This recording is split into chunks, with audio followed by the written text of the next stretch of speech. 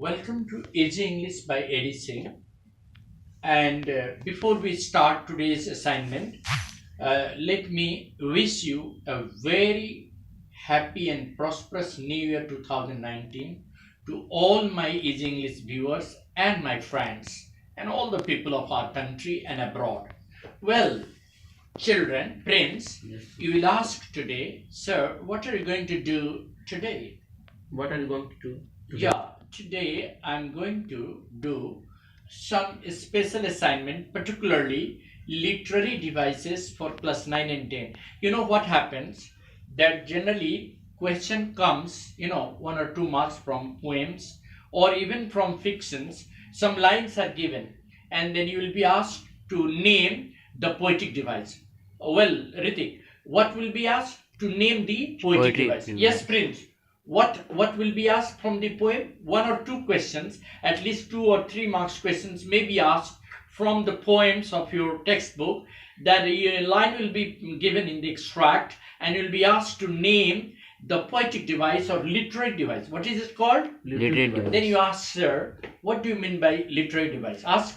What do you mean by literary? Well, literary device or poetic device are defined as figures of speech. Ask, sir, what are they? What are they? They are decorative languages, particularly expressions which are specifically named differently by different, name. They are just named differently. Like, simile. Ask, what are they, sir? What are they? Metaphor, alliteration, exaggeration, anextrophe, synecdoche. These are, What is the meaning of these words? yeah, these words I will define along with the examples because these are the poetic device which we are going to take up today. These often are asked in exams, that a line will be given from the poem and will be asked to name the poetic device. Out of all these names, any one poetic device can be asked. So let us go one by one. Am I right? Then you ask, Prince, sir, start with alliteration. Ask. Start with alliteration. Okay. Alliteration is defined as a poetic device which is a repetition of the same alphabet sound in the lines or in the extract. If a poem's extract is given, there may be 2 or 3 lines or 4 lines, extract that will be given in the exam, and you will be asked to pick out one example of alliteration in which a line or maybe more than one line may have continuous words having the same alphabet sound. So select that. Alliteration is defined Alliteration is defined as the group of words as a group of words having same alphabet sound having same alphabet in sound the continuous line of the poem. in the continuous line of the For poem. example, you ask, give us example of alliteration from the poem Osmedias. Give us examples Give us example of alliteration of alliteration from the poem from the poem Osmedias. Osmedias. It is from class 10. So look at these words. Cold command. Look at that, Prince. In cold, the sound alphabet C. In command, the sound alphabet C. So there is a repetition. There is a repetition of the same alphabet sound CC. Ritik. Cold C, Yes. command C. Yes. So when there is a repetition of the same alphabet sound, it is being called alliteration. What is it called? Alliteration. Similarly, from the same poem Osmedias, boundless and bare sound, which alphabet sound has been repeated? B. B, B. B. So I have underlined also. Which alphabet sound has been repeated in boundless and bare? B. B, B. Similarly, sand and stretch. S. Which S. sound alphabet sound has been repeated? S. S. In lone and level, which L. alphabet? Yes. So this is what we call alliteration. Then you ask, sir, what do you mean by simile? What do you mean by simile? Okay, simile is a poetic device which is a comparison between two unlike objects. A comparison between two unlike objects using the words like or as. Like or As. For example, you ask, sir, give us one example. Give us one example. Yeah. She fought like a lioness. She fought like a lioness in the battle. She fought like a lioness in the battle. Now, tell me, Prince, what is she being compared to? A lioness. This woman, she is a woman. She has been compared as a lioness. She has been compared as a Lioness. lioness. And which word has been used for comparison? Like. Like. So whenever we are comparing two objects or two, nouns or two words, unlike words, having the words of comparison like or as, that is called simile. That is called Simile. Similarly, she fought like a lion. In the same way, we can give some more examples. Understand? Like you have, heard that mewing like. Mewing means vomiting. Mewing and pucking like that. The world is just metaphor. The world is just like a stage, and men and women are merely players. So although the world is a stage, it is a metaphor. The world is like a stage, it is simile. देखिए दोनों में क्या अंतर है? The world is a stage, that is metaphor, indirect comparison. The world is like a stage, it is simile. Okay, men and women merely players, metaphor. Yes. Men and women are just like players, it is simile. So when you are using like or as, it becomes simile. And when we are using the indirect comparison, that is of what we call metaphor. Select it. Metaphor is defined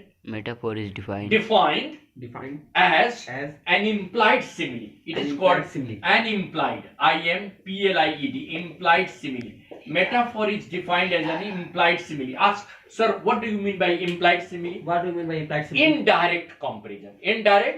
We will not use words of comparison like or as in the metaphor. Like cloudy sky. Look at the word cloudy sky. Now this is metaphor.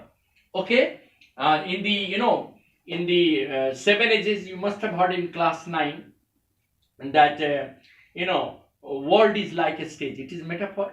The world is a stage, it is metaphor. And men and women merely players. Men and women merely players. Now in the stage of a soldier, we call it now that full of solemn promises, full of solemn, bearded like a pard. Look at it, bearded like a pard, bearded like a pard. So this is simile or metaphor? Tell me. This is simile. Like means simile. Yes. Bearded like a pard. Am I right? Yes, sir. Seeking the bubble reputation. Look at that. This is metaphor. Seeking the bubble reputation. Seeking the bubble reputation. This is metaphor. Ask, sir, how? How, sir? Let me translate it into simile. Look at that. A man in the stage of a soldier is in search of a reputation which is as short-lived as a bubble. Now it is simile. Look at that. I am transforming seeking the bubble reputation, which is an example of metaphor. Yes, Prince? Yes, sir. Which one is an example of metaphor? Seeking the bubble reputation. Seeking the bubble. Now I am just transforming this into simile. How?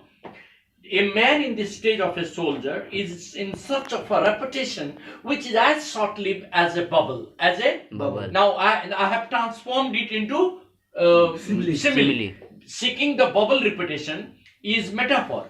I have transformed into simile. Similarly, look at that. Cloudy sky. The sky was as dark as cloud. As dark as Cloud. So now this is Simile. The cloudy sky is metaphor. Cloudy sky is Metaphor. Papery tent. The tent was as thin as paper. Simile. Papery tent. Metaphor. So it is very simple. Now let's come to ask, sir, what are you going to now tell us next to simile, metaphor and alliteration, sir? Tell us some more, poetic device. Just ask friends. Just tell us some more poetic device, sir. Yeah. We are coming to synecdoche. Synecdoche is defined as a substitution of a part to stand for the whole. It's a part of, a line or a part of a expression stands for the whole, or the whole stands for a part. Select that. It is a substitution. Select that. Synecdoche is defined. Defined as a substitution of a part to stand for the whole, or the whole to stand for a part. Ask, sir, give us examples. Now from Osmedia, the hand that mocked. That is an example of synecdoche.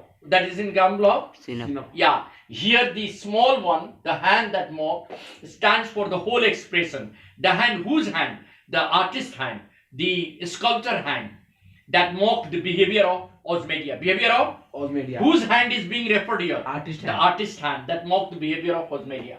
Now we are switching on to exaggeration. Say like that. Exaggeration. Ask, sir, what is that? What is that? It is Exaggeration. emphasis. It is emphasis. Emphasizing certain words or phrases to give a special effect in the expression. Say like that. Exaggeration is a poetic device Is a portrait device to emphasize to emphasize certain words or phrases, to give to give an underlining effect an underlining in the effect expression, in the in expression, the context. in the context. Say, for example, I'm giving one example. In the Osmedia, In the- King of Kings. Osmedia, King of. There is an exaggeration. The Osmedia emphasizes his own importance, saying that I'm King of Kings. I'm King of. King. This is an example of exaggeration. Say like that. Is an example of exaggeration. Is an example Then you of ask, sir, exaggeration. next, what are you going to talk about that, sir? Next, I mean, What are you going to yeah, talk this is about, that we are going to talk about personification. Ask, sir, what is that? Personification. Sir, I Ask. know something. Yes, personification. Yeah. When abstract ideas, are being personified as human beings, or when abstract things or lifeless things are being given the shape of human being, shape of Human being. when lifeless or small objects or abstract ideas are being given the shape of human beings, they are called personification. They are called, for example, we always take the, in the, poems, particularly, there are many poems that we have seen that in that many of the expressions in which a lifeless object is being personified as a Just human being. like chair. Not chair. Just I'm giving you some example. Like you ask, sir, which poem has more personification? Sir, which one poem is are more? personification? You see, yes. Just guess. The brook. The brook. Okay, the brook has personification. Others, men may come, men may I come. don't Then. know. There are in class 10 also. We have in that one. Poetry immortalizes our love. Poetry immortalizes our Love. Then in mirror, mirror also. Mirror. And then you come to that also poem, that one, fourth poem, that is not marble, not gilded monuments. In that also there is a personification. Understand? Then come to your, that one, rhyme of the ancient mariner also. What was that? A storm has been personified as a storm that appeared. Sun has been called he. Yes, The sir. sun came and he rose into the sky. He rose into the Sky. in the same way, the water, the changing color of water has been called the breach, or something like ghost, something like Ghost. the death fires being personified as if they are some evil creatures, having the ghostly shape, isn't it? In the same way, in Riemann Denson Wagner, we have personified the sun, the coming of the sun. He rose into the sky. We have used for sun he, and for a storm also he. So that is an example of personification. So when we are giving a human shape to abstract ideas, it is called personification. What is it called? Personification. Then you ask, sir, what else can be there in poetic device? Two more are there which generally come in the exam. Basically, other than personification, there is repetition also. The ice was here, the ice was there, the ice was all around. From rhyme, that's a manner. This is called repetition. What is it called? Repetition. Select that. The ice was here, The ice was the ice was there, the ice was all around. The ice was all Which around. word has been repeated? Ice. Ice. In order to give, ice means here icebergs. Here ice means what? So we have repeated the word ice in order to give an impact of, enormity of ice, that there were icebergs everywhere. Yeah. So just to emphasize, excessiveness or abundance of something, we repeat the words. The ice was here, the ice was there, the ice was all around. All around. Ice was, All and around. the last but not the least, that is also called poetic irony or paradox. What is it called? Poetic irony Two of paradox. contrasting ideas existing in the same situation. Like I can tell you that the mariners were surrounded by water all around, yet they had not a single drop of water to drink. Look at that. Though the mariners were in water only, am I right? They were surrounded by water, but they have not a single drop of water to drink. Ask why, sir? Why, sir? Because the water was unhealthy, filthy and dirty. So they could not drink the sea water. It was salty. It was saline. Am I right? So what was the line? The mariners were surrounded by water all around. Water all around. Yet not a drop to drink. देखिए, water all around. Not a drop to drink. Not a drop to Drink. This is a poetic irony, or rather you can say paradox. It is a paradox. So we have now today discussed, say like that. We have now today discussed some of, say like that, some of the poetic devices The poetic which are devices generally asked asked in in board exam. board Because exam. you all are preparing for board exam. Now you ask only these 3 questions of sedic plot as a revisional assignment. Ask. First question. Does the narrator like writing ghost stories? Support your answer with evidence from the story. Oh, well, the narrator didn't like writing ghost stories, but the people, the audience, the readers have made him write the ghost story. Ask why, sir? Why, sir? Because it was the people who have specialized them or who have made them. I mean, it is the people whose choice has made the writer write ghost story. Prince, it is not the, choice of the narrator to write ghost story. It is the people whose likes have made him a ghost story writer. They have liked, they have become fond of his ghost stories. Who? The readers. So it is the readers who have made him a specialist of ghost stories. Who have made him the readers? Who have made him the specialist of ghost stories? The readers. The readers. So it is not the narrator who has a specialist of the ghost story. It is the audience, the readers who keep on pestering demand of writing ghost story. The line you read, there is a line in that answer. Read the The line. narrator likes to write ghost story, or we can say he has no choice except to write such ones. Yes, I explained why. Because the only magazine of Jenkins publishes a story. Who's a story? Who's a story and who publishes? Jenkins. Jenkins. Jenkins is the only publisher. So whatever Jenkins demands, he has to write. And he is being paid for that. Who is being paid for that? Jenkins. The narrator, John Hallock. John John Hallock is the narrator. You have forgotten the name of the narrator. John Hallock is the narrator. He writes the story. It is the demand of the public and the demand of the publisher. And the only publisher who publishes his magazine and his story is the Jenkins. So Jenkins demands him to write ghost story, right? Ghost He has no other choice. That is the line. He had no other choice other than writing ghost stories, because it is except to write except such to ones. write ghost stories, because it is the only publisher, Jenkins, who demands to write him ghost story, and it is the people who have made him a specialist. May I read next question, sir? Yes, why not? Of course. What makes Helen the ghost and her other co-ghosts organize the writer's inspiration Bureau. bureau? Listen, the ghost like Helen and her co-ghost have been envied. Ask, sir, why? Why, sir? Because they have been asked by the people on the earth to come anytime by the ghost. The ghosts have been called by the people on the earth anytime and every time to answer their question, to answer their Question. by playing Oza board, by playing. Oja board. That is the reason why they have been troubled. They have been Troubled. so they have organized a Writers Inspiration Bureau and asked the writers to convince the people not to use Oza board, not to use, Oza and they will supply the ideas to write ghost story to only those writers who are the members of a Writers Inspiration Bureau. And what will be the task of the Writers Inspiration Bureau? These writers like John Hallock will convince the people not to write ghost story, not to write. Ghost story. Next question, please. How does the ghost undermine the narrator's faith in his ability to write ghost stories? Yeah, Helen, while talking to John Hallock, said that it is she who gives and provides ideas to write ghost story. She sits on his back and at his soldier and keeps hinting and giving him ideas. It is her ideas that is in the form of the story. So she said that she often comes whenever John Hallock is lost of idea, he's not having any idea, she comes and sits over his soldier and gives and prompts ideas.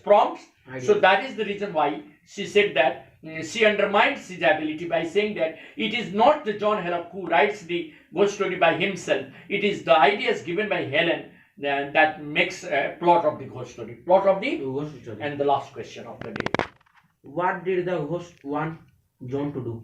The ghost wants John to, I mean, prevent the people from using Ouija board. Using? Ouija board. He asked that he should tell the people not to use Ouija board because it is the Ouija board which has been the cause of disturbance for the ghost. So he has been pleading before all the writers to convince the people on the earth not to use Ouija board, and that's what the ghost Helen also asked John Hellock to do. She asked John Hellock not to, allow the people or convince the people or prevent the people from using Ouija board. Using Ouija board. That's all. A very happy and prosperous New Year 2019 to all my Easy English viewers. Thank you very much.